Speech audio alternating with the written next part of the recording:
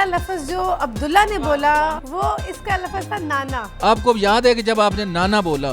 मुझे तो नहीं याद, मैं बहुत छोटा था, लेकिन मुझे नहीं इतना अच्छा याद, लेकिन मुझे बाद में जाके पता चला कि मेरा जो पहला लफ्ज है वो नाना है, लेकिन नाना के फौरन बाद ही मैंने मामा प्रोनाउंस कर दिया। मैं अब्दुल्ला के हर लफ्ज पर रोया करती थी खुशी से, मेरे आंसू थमते नहीं थे वो लफ्ज सुनने के बाद। मैं फिर बार बार कहती थी अब्दुल्ला क्या बोले, अब्दुल्ला फिर से बोलो मामा। तो मुझे सबसे बड़ा डर ये होता है कि यार मैं नमाज पढ़ रहा हूं, मेरी कोई डिवाइस खींच के ना भाग जाए। लोगों को लगता है शायद ये कोई नया ब्लूटूथ आ गया है मार्केट में, लोगों को क्या पता कि ये मेरी बड़ी ज़रूरत की चीज़ है, लोगों के लिए ये ज़ीरो है।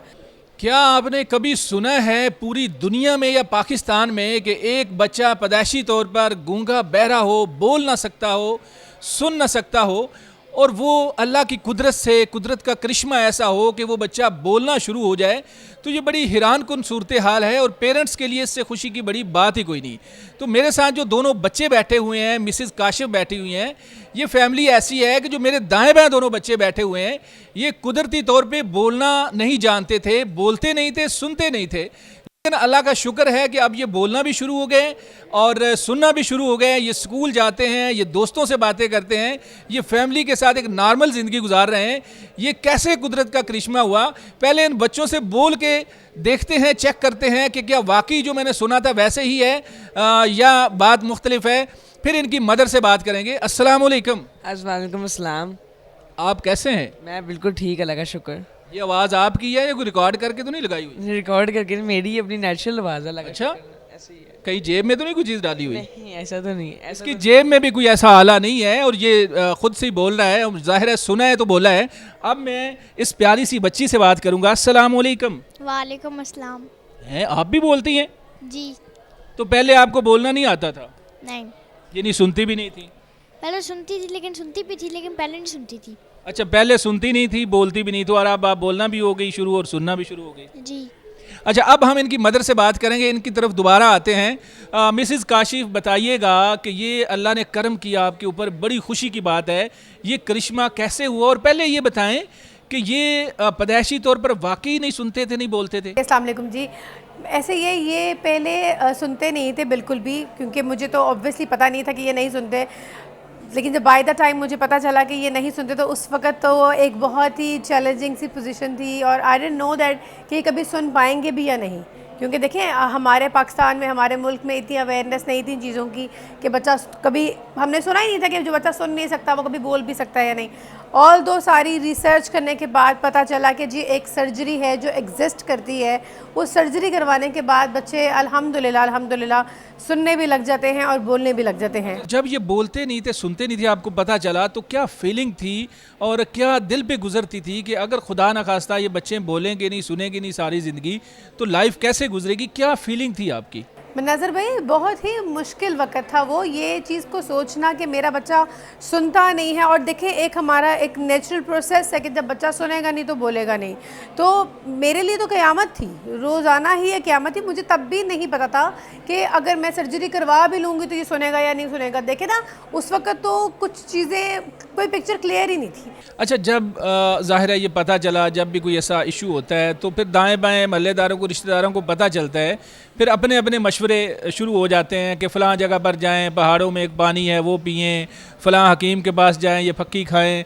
हर बंदा अपना अपना टोटका बताना शुरू हो जाता है। तो क्या ऐसे टोटके लोगों ने आपको बताए और उन टोटकों पे अमल भी किया? ऐसा कुछ हुआ आपके साथ? ऐसा टोटके तो नहीं थे इस तरह, लेकिन ये था कि लोगों ने कहा कि मतलब रोज़े रखें, इस तरह की मन्नत के रोज़े रखें, या फिर बच्चे के कान में एक तेल है हम आपको बना के देते हैं वो डाल दें, उससे ठीक हो जाएगा बच्चा। लेकिन मैंने ऐसा कुछ भी नहीं किया, मुझे अपने अल्लाह पे बहुत इत्तेकाद था। अच्छा, एक सवाल करूंगा कि जब ये बच्चे बोलते सुनते नहीं थे तो ज़ाहिर है आपका एक सिस्टम तो इनके साथ था, खाना पीना, इनकी फरमाइशें और सारी चीज़ें जैसे बच्चे करते हैं, क्या आपको पता चल जाता था कि ये पानी मांग रहा है, खाना मांग रहा है, और खाने में क्या वैरायटी मांग रहा है? अगर ये पिज़्ज़ा मांग रहा है, अगर ये बर्गर मांग रहा है, कुल्फ़ी खाना चाह रहा है, आइसक्रीम, तो किस तरह से आपको पता चलता था? उसमें क्या था? भाई देखिए, बात ये कि माँ जो उनसी है ना, माँ का कोई नेमुल बदर नहीं है। माँ अपने बच्चा रो भी रहा होता है तो माँ को समझ आता थी कि बच्चा क्या चाह रहा है। तो ऑब्वियसली अब्दुल्ला बड़ा था, अब्दुल्ला का सर्जरी भी 2.5 साल में हुई।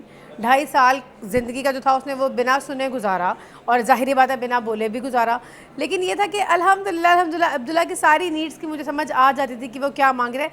हाँ, कहीं कहीं मेरे लिए भी मुश्किल होती थी, क्योंकि मुझे बस यही होता था कि पता नहीं ये मुझे क्या समझता है कि मैं इसकी कौन हूँ। कि आप उस आवाज़ सुनने की भी आपको ख्वाहिश थी, बेचैनी थी कि ये अपनी ज़ुबान से मामा बोले? बिल्कुल बिल्कुल, और मुझे यही था कि पता नहीं कभी मुझे मामा कहेगा, कभी इसको पता चलेगा कि मैं मामा ही हूँ इसकी। फर्स्ट टाइम जब इस बच्चे ने आपको क्या कहा, मतलब मामा का क्या लफ्ज़ पहला था? पहला लफ्ज़ जो अब्दुल्ला जो आपके कानों में इस बच्चे का, अब्दुल्ला का पहला लफ्ज़ क्या था जो आपके कानों? वो इसका लफ्ज़ था नाना। अच्छा, नाना आपने पहला बोला। तो नाना, आपको अब याद है कि जब आपने नाना बोला तो नाना क्या मामा बोलना चाह रहे थे, या नाना क्यों बोला? मुझे तो नहीं याद, मैं बहुत छोटा था, लेकिन मुझे नहीं इतना अच्छा याद, लेकिन मुझे बाद में जाके पता चला कि मेरा जो पहला लफ्ज़ है वो नाना है, लेकिन नाना के फ़ौरन बाद ही मैंने मामा प्रोनाउंस कर दिया था। अच्छा, नाना के बाद फिर हाँ जी, अगला लफ्ज़ मामा था। अगला लफ्ज़ मामा था। तो ये बड़ी अच्छी फीलिंग आई होगी। बिल्कुल बिल्कुल बिल्कुल। देखिए जी, उस वक़्त एक सुकून हो गया कि अल्हम्दुलिल्लाह आज अब्दुल्ला को पता है कि मैं उसकी मामा हूँ।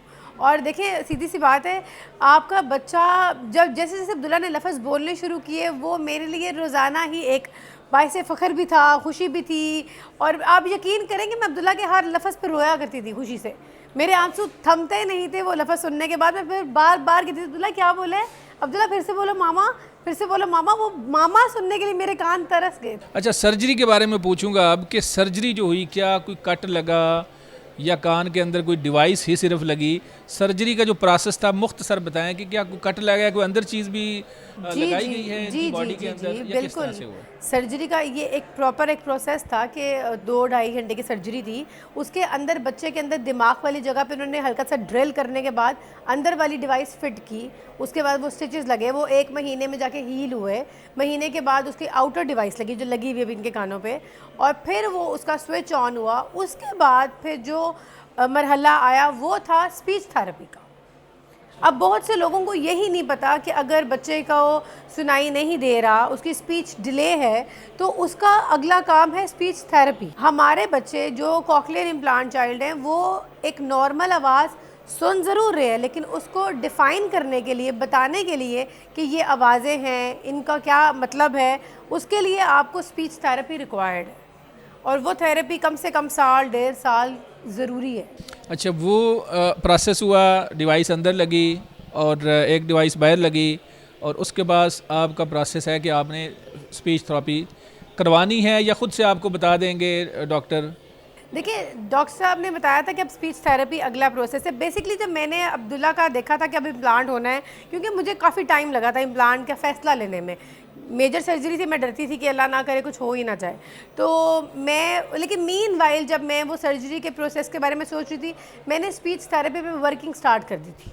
मैंने ऑनलाइन कोर्सेज करने शुरू कर दिए थे, सीखना खुद से, बच्चों की खातिर आप खुद से सीखना शुरू कर दिया था, क्योंकि मुझे यही था कि मैंने वैसे आपकी एजुकेशन वो नहीं है? नहीं, मेरी वो एजुकेशन या कोई स्पेशलिटी नहीं थी स्पीच, लेकिन आपने बच्चों की खातिर मैंने स्पीच थेरेपी के कोर्सेज किए, जो ऑनलाइन भी किए, यूएस के कोर्सेज थे वो किए। उसके अलावा फिजिकली पाकिस्तान में क्लासेस थी वो ली, सिर्फ बच्चों की खातिर कि मेरे बच्चों को स्पीच में कोई प्रॉब्लम ना आए। माशरे के अंदर इस तरह के लोग बहुत ज़्यादा हैं, तो आप क्या सजेस्ट करती हैं उन पेरेंट्स को कि जिनके बच्चे इस तरह से हैं, वो क्या करें? क्या वो एक उम्मीद पे बैठे रहें, या कहीं से स्टाल ले रहे हैं? कहाँ से स्टाल लें कि वो भी इन बच्चों की तरह बोलना शुरू कर दें, सुनना शुरू कर दें? भाई देखें, अगर आपको डायग्नोज हो जाता है, अर्ली डायग्नोजेशन आपको 2-3 महीने की उम्र में हो जाती है, कि आप देखें ना, अगर आपने कोई चीज़ खड़काई और बच्चा आइस ब्लिंक नहीं कर रहा, तो this is a big symbol कि वो नहीं सुन रहा। अगर आपने कोई चीज़ फेंकी और बच्चा सोया हुआ नहीं उठ रहा, तो अपने बच्चे को पैदा होते साथ ही 2-3 महीने की एज में जज कर लें कि उसको सुनाई दे रहा है। अगर इन केस खुदा ना खास्ता उसको सुनाई नहीं दे रहा, तो आपकी पहली अप्रोच ऑडियोलॉजिस्ट होने चाहिए। ऑडियोलॉजिस्ट जो हैं वो बेसिकली ईएनटी पे नहीं, क्योंकि ईएनटी जो हैं वो आपके इंटरनल देखते हैं, लेकिन जो ऑडियोलॉजिस्ट हैं वो ही माहिरीन हैं इस काम के। आप वहाँ पर जाएं, वहाँ पे एक उनका टेस्ट होता है, उसको बैरा टेस्ट कहते हैं, वो टेस्ट करवाएं। अगर तो वो उसमें माशाल्लाह बच्चे क्वालिफाई कर जाते हैं तो फिर तो वेल एंड गुड, और अगर वो नहीं करते, अब देखें डिपेंड करता है लॉस के ऊपर कि बच्चों का लॉस कितना है। कुछ बच्चों का लॉस माइल्ड टू मॉडरेट होता है, जिनको कवर किया जा सकता है हेयरिंग एड के साथ। आपने देखा होगा लोगों ने हेयरिंग एड लगाया होता है। हेयरिंग एड और कॉकलियर इम्प्लांट दोनों इंटायरली डिफरेंट चीज़ें हैं। बिल्कुल। हेयरिंग एड ये है कि आपने बस आउटर डिवाइस पहननी है, आपके अंदर कुछ नहीं है। आपने जब उतार दी बस ठीक है, बात खत्म होगी। और ज़्यादातर ऐसे ही देखने। जी हेयरिंग एड ही ज़्यादातर पॉपुलर है, कॉकलियर बहुत कम लोग करवाते हैं। अच्छा बताओ, आप कौन सी क्लास में पढ़ते हो? मैं पढ़ता हूँ प्री 9th में।